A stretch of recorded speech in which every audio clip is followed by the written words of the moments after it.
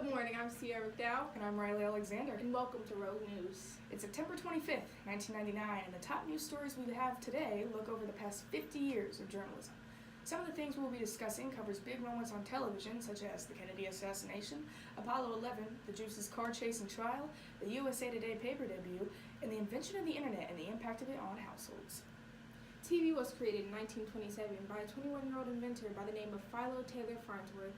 The weird thing is, Philo was known to not have any electricity in his home growing up around the emergence of television, no matter the showing of prevalence in American households.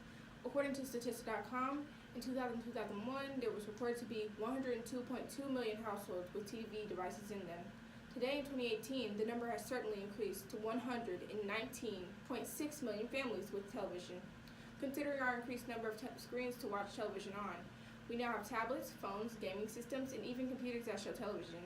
According to childtrends.org, since these other inventions have been created, viewing has increased by 38 minutes per day.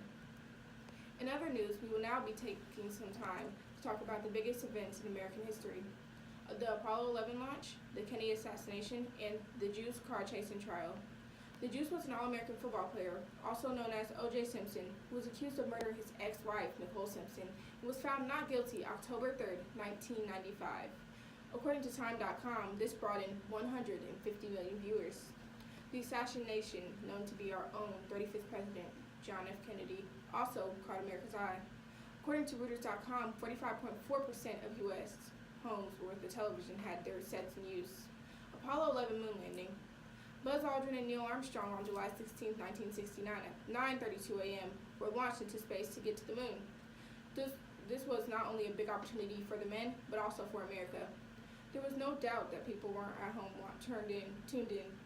According to Telegraph.com, 600 million people watched from home that morning.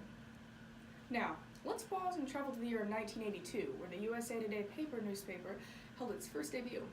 This event took place on September 15th and seemed to have a large impact in the Baltimore-Washington area where the paper originally aired. Why was it so notorious for its time?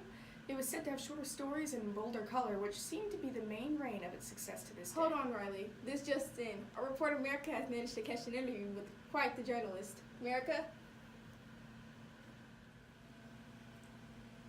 Thank you, Sierra. Now I'm here with Walter Cronkite, also known for being the most trusted man alive. Walter had been working for CBS News for 19 years and is very known for his love of journalism and podcasting. Walter had his own broadcast, which was called Walter Cronkite's Universe, and continued his role after his retirement. Where did you really kick off your journalism career? While I was at Texas University, I took a part-time job at the Houston Post newspaper. What really has made you well known as you are today? I worked as a broadcaster for CBS for 19 years and covered many famous stories such as the Vietnam War, JFK assassination, and the first moon landing. When did you start at CBS News? I started there in 1950 and retired in 1981, but still try my best to share my love of journalism. How was it broadcasting JFK's assassination?